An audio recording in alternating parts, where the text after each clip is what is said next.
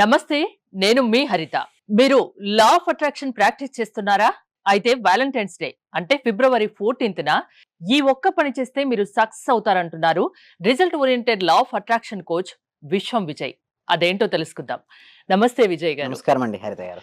ఫిబ్రవరి 14th Valentine's day రోజు లా of attraction practice చేసే వాళ్ళు ఏం చేయాలి? విశ్వం విజయ్ గారిచే నిర్వహించబడే advance law of attraction class attend అవ్వాలి అనుకుంటే కామెంట్ సెక్షన్ లో ఉన్న గూగుల్ ఫామ్ ని ఫిల్ చేయండి లేదా డిస్ప్లే అవుతున్న నెంబర్ కి కాల్ చేయండి. ధర్మో రక్షిత రక్షిత యద్భావం తద్భవతి. మంచి ప్రశ్న అండి. వాలంటీర్స్ డే, ప్రేమికుల రోజు. సో ఇక్కడ మన సబ్జెక్ట్ లా ఆఫ్ అట్రాక్షన్ ఏంటంటే సెల్ఫ్ లవ్ అండి. అంటే ప్రేమికుల రోజు వాళ్ళు ఏం చేస్తారంటే జనరల్ గా వేరే వాళ్ళని ఇష్టపడుతుంటారు. ఓకే, ప్రేమించడం ఓకే కాదనట్లే, కరెక్టే. బట్ థింగ్ ఈజ్ దానికంటే ముఖ్యమైన ఇంపార్టెంట్ ఏంటంటే సెల్ఫ్ లవ్ అండి. అంటే ఎవరికి వారు ప్రేమించుకోవడం, ఎవరికి వారిని ఎవరైతే ఇష్టపడుతుంటారో వారికి సక్సెస్ ఆటోమేటిక్గా వస్తుంది. అయితే కొంతమంది ఆర్థిస్తారు, అంటే అడుగుతూ ఉంటారు ప్రేమించమని. అంటే వాళ్ళ దగ్గర ల్యాక్ ఉంది కాబట్టి వాళ్ళు అడుగుతుంటారు. అంటే ఎవరైతే వారిని బాగా ఇష్టపడతారో, ఎవరైతే వారిని బాగా ప్రేమిస్తారో వారికి మంచి రిజల్ట్స్ వస్తాయండి లా ఆఫ్ అట్రాక్షన్ లో. అయితే చాలా మంది ఏమంటారంటే, సార్ నాకు డెబ్ట్స్ ఎక్కువ అయిపోతున్నాయి, లేదా నేను అనుకున్న పనులు అనుకున్నట్టు జరగట్లేదు, సక్సెస్ కావట్లేదు, ఎందుకు ఇలా అంటారు? Main reason is self love లేకపోవడం అండి. అంటే ఈ వాలంటైన్స్ డే ఎవరైతే ఉన్నారో, అంటే ఈ వీడియో ఎవరైతే చూస్తున్నారో, ఎవరికైతే మనీ కావాలని కోరుకుంటున్నారో అందరూ కూడా కామెంట్ సెక్షన్ లో మనీ మనీ ఎంటర్ చేయండి. ఎవరైతే మనీ అని ఎంటర్ చేస్తారో వాళ్ళకు మనీ అనేది ఫ్లో అవుతుంది. ఎందుకంటే చూడండి హరిత గారు, నన్ను అడుగుతారు చాలా మంది, ఏంటి సార్ మనీ అని ఎంటర్ చేయమని ఎందుకు అడుగుతారంటే, మనీ ఎప్పుడైతే మనం పలికినా, విన్నా, ఫీల్ అయినా మనీ వస్తుందండి. యద్భావం తద్భవతి.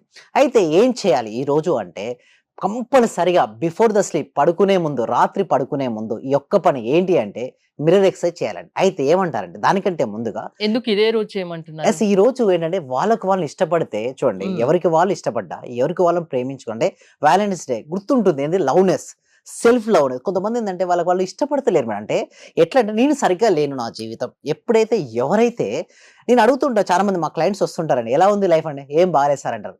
ఎందుకంటే ఏదో ఒక ఇష్యూ చెప్తుంటారు. చూడండి, 190 వరకు వాళ్ళకి సరిగ్గానే ఉంటుంది మేడం వారి జీవితం. బట్ ఏదైతే 10% సరిగ్గా లేదో దానిపైనే వారు ఫోకస్ పెడుతుంటారు. మిగతా 90% ఉంది చూసారా, దానిపైన చూడరు, దానిపైన ఫోకస్ పెట్టరు. వారు కేవలం దాన్నే చూస్తుంటారు, బాధపడుకుంటూ కూర్చుంటారు.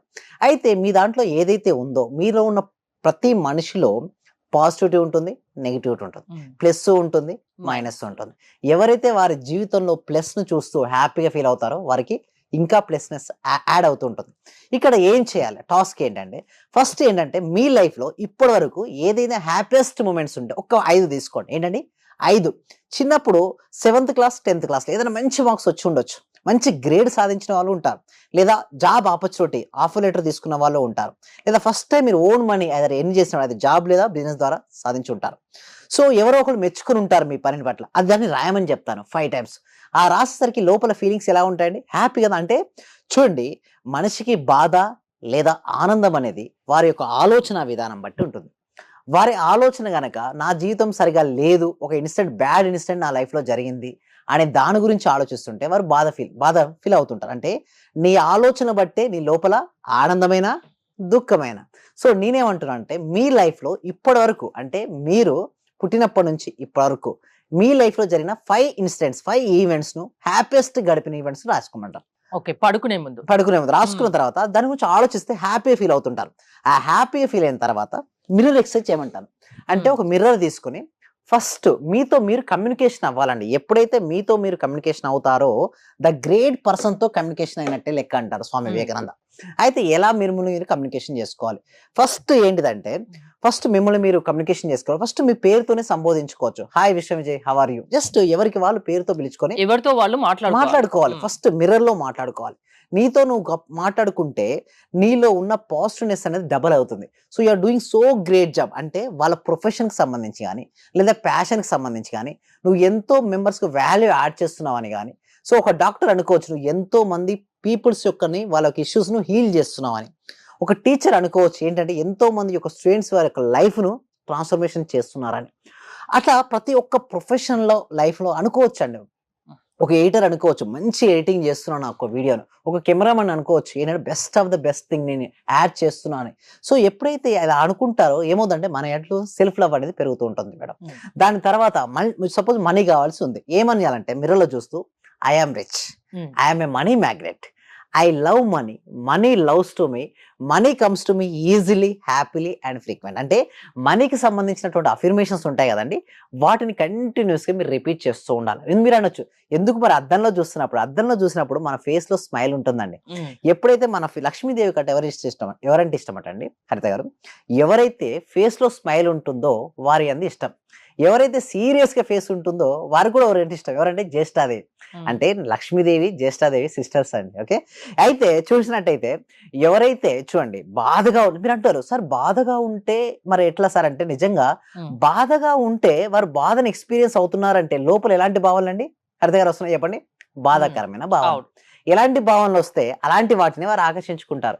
మరి ఏం చేయాలి సార్? లోపల మనీ రావట్లేదు, బాధ రాకుండా నాకు ఆనందం ఎలా వస్తుందని అంటారండి. కరెక్టే వాళ్ళ క్వశ్చన్.